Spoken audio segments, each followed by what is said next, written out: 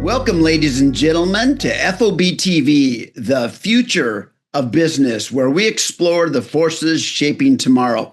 I'm your host, Kevin Benedict. I'm a futurist and lecturer here at TCS and a podcast host, as you can see. And I want to thank all of you for joining us today in this very special program. Now, the topic of this series has been automobile manufacturing and the advances in automobile manufacturing. And we've looked at this from all different kinds of views. We've looked at automation, robotics, digital twins, what else we have, sensors, all that kind of thing. So we've been looking at all these advances around automotive manufacturing, but we haven't yet looked at shared services and other kinds of things that could certainly impact these advances. We're going to do that today. And to help us make sense of this evolving landscape, I'm joined by Ajay Wadhwa, CEO of Tata Motors Global Services Limited. Thanks for joining us today, Ajay. Thank you very much, Kevin. It's pleasure being with you, and really look forward to our discussion on shared services contributing to the general industry as a whole, but specifically on the automotive industry. So this morning, I'm calling in from very rainy Boise, Idaho here in the U.S. Where are you calling in from? I am in Pune. It's the hub of the shared services centers, which is near to Pune. It is near to Mumbai. So tell us about Tata Motors Limited, our global business services, Ajay. What's all included in that? As Tata Motors Global Services Limited, we are providing the shared services center services to Tata Motors, both the entities, commercial vehicle and passenger vehicles and their subsidiaries. And the scope of services include finance and accounting, hire to retire, procurement, taxation, which includes direct and indirect taxation, some part of logistics services. So these are the key services which we are providing from this internal shared service center. So Ajay, what does the average day for you look like? In fact, as part of the Tata Motors Global Services Limited, which is a strategic initiative for the organization overall, so I focus mainly on how we are contributing to the overall strategy of the organization in terms of looking how we add and accelerate value in terms of the efficiencies and effectiveness of the process, and also how we can drive more value through digital transformation from an immediate and a long-term perspective. So I focus more on how we can drive efficiencies and effectiveness for the organization overall, supporting different initiatives of the organization and taking the processes to the next level. Wow. I mean, that is a huge task with all the changes happening, with all the evolving technologies and the converging forces of change. That's huge. So as automobile manufacturing continues to evolve all around us toward electrification, increased connectivity and autonomy, what role does shared services actually play in all of those kind of evolving trends and forces?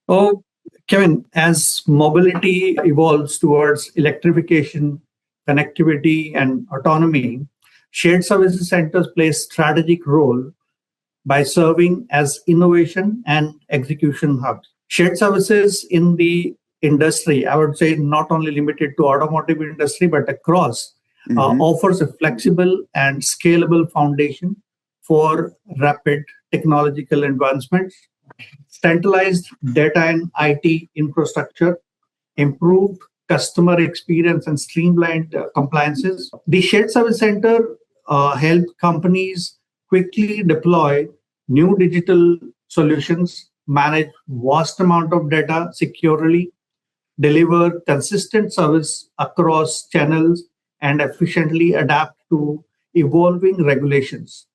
Ultimately, shared service centers are positioned as vital strategic tool that enables the companies to innovate and stay competitive in the face of the recent evolution which the industry is going through, including automotive industry. So Jay, let's talk about hiring and resource management and how all of these different changes are going to impact that. And then how do you expect that to actually change over the next 10 years? In fact, before I come to the hiring strategy, I probably would like to talk more about the need or the kind of the evolution which is happening in digital and AI world and requiring the change in the skill set of the resources which are required to drive it. With the digital transformation, AI and Gen AI solutions, it's moving more towards how people can use the insights and take the right decisions with the available data and information so that they are spending lesser time on the mundane task or a transactional activity. Instead, they are spending more time on analyzing the data and taking the right decision and improving the overall efficiencies for the organization as a whole. I mean, that's where the value driver are more, not doing the activity, but analyzing and helping the organization drive the right decisions around it. Going by that the required situation. So what it takes is the people or the skills which are required. One, they really need to understand the technology. They need to be well versed with AI, Gen AI tools so that they can use these tools effectively. And also, then how do they ask the right question from these technologies that so that they can use the right prompt. I mean, instead of using the word prompt, I would say, how do I ask the right question from these tools and technologies so that I can get the right information and I can take the right decisions on that. For that, you really need to understand the technologies, how these are evolving year over year because the rapid technological advancement which are happening. So we really need to understand. And the other important aspect is, do I really have the knowledge of the subject or the topic or the function which I'm working in, so that then I can analyze the data appropriately and take the right decisions around it. It's a combination of both the subject matter knowledge and also the understanding of the technology. So that's are the key drivers to get the real advantage of these technologies.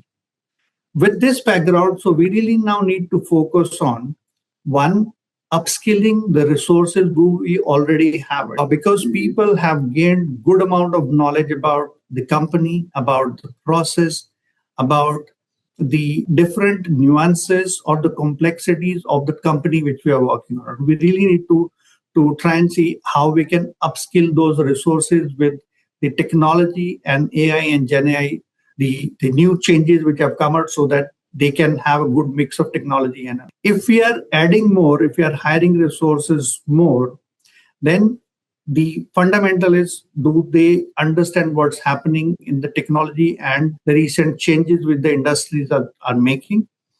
And do they understand the subject about the topic which we need them for around? So it's a combination of technology and subject matter knowledge.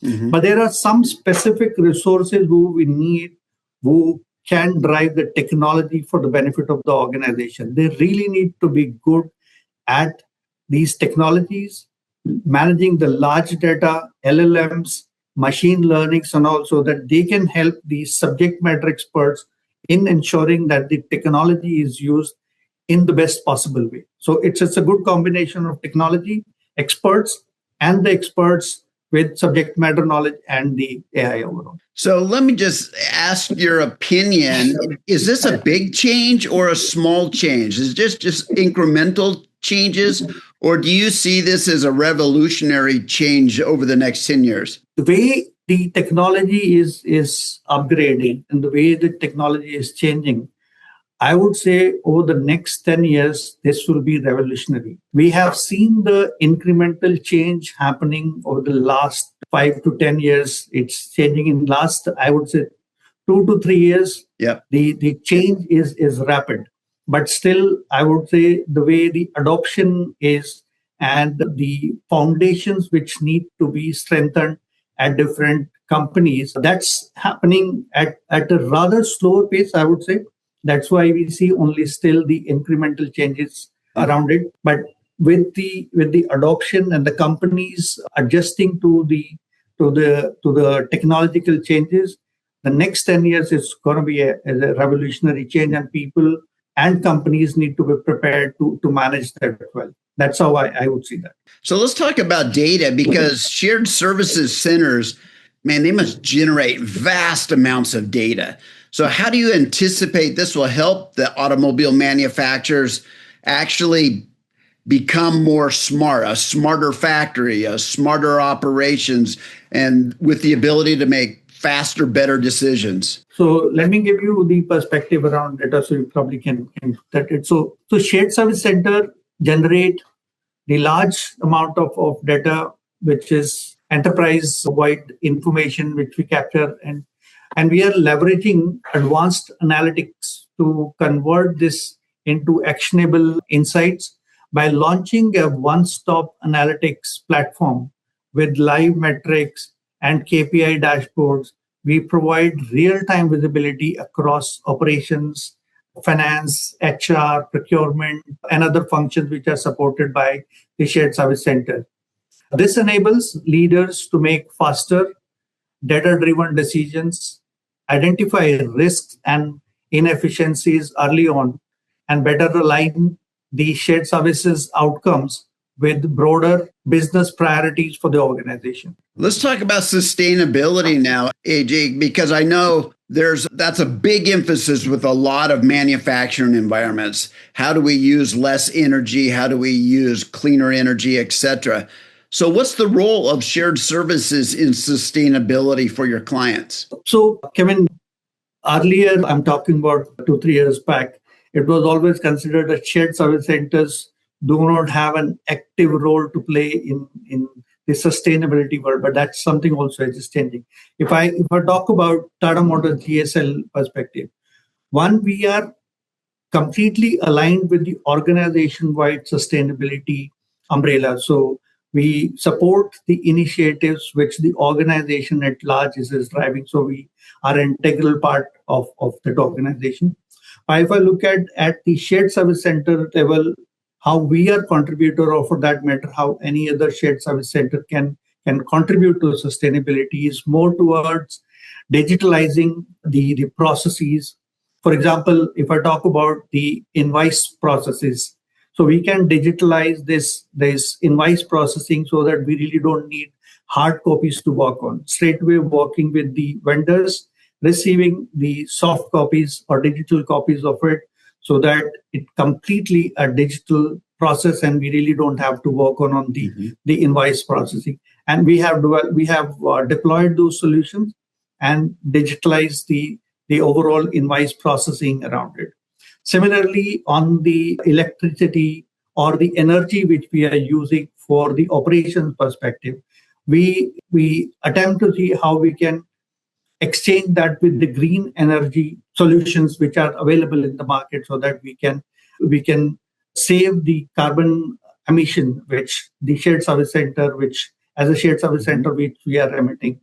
Then the usage of the electricity in office or the water which we utilize. So there are different ways and means which we can contribute as a shared service center organization in sustainability initiatives of its own, and also supporting the larger organization on the sustainability front. So looking into the future, what do you see are the kind of big emerging opportunities for shared services? A couple of things. In terms of sheer size of this industry, the way I'm looking at is, if I look at last trend, almost 2 companies every week now setting up more and more these shared service centers of their own. So basically, over the next 5 years, I see roughly around 1,500 to 2,000 more shared service centers which is coming up. That itself shows the amount of focus which companies are putting on shared service center, realizing the benefits or advantages the shared service centers provide to the organization overall. The way I look at it, over the next 5 years, the shared service centers will evolve from just an efficiency engine into innovation catalysts for the organization. The biggest opportunities lie in embedding AI and Gen AI at large scale, building data-driven decision platforms, and strengthening digital engineering and software capabilities through these shared service centers. By acting as integrated hub for talent, technology, and analytics, shared services can accelerate speed to market, enable new business model, and create sustainable competitive advantage for different companies. So there are advantages across the efficiencies which can be driven through the use of the technology, becoming a talent hub, and developing leaders for the organization at large, and also standardizing and improving the overall processes. That's how the organizations at shared service center can be benefited around. Thank you, Ajay, for giving us this insight, pulling back the curtains and showing us what it looks like in a shared services environment and where you anticipate this environment, this shared services world, evolving over the next 10 years. Thank you so much for sharing with us today. Thank you, Kevin. Thanks a lot for this great conversation. And I'm sure Shared Service Center will continue to evolve. And the matured Shared Service Center definitely add value and accelerate the benefits for the organization.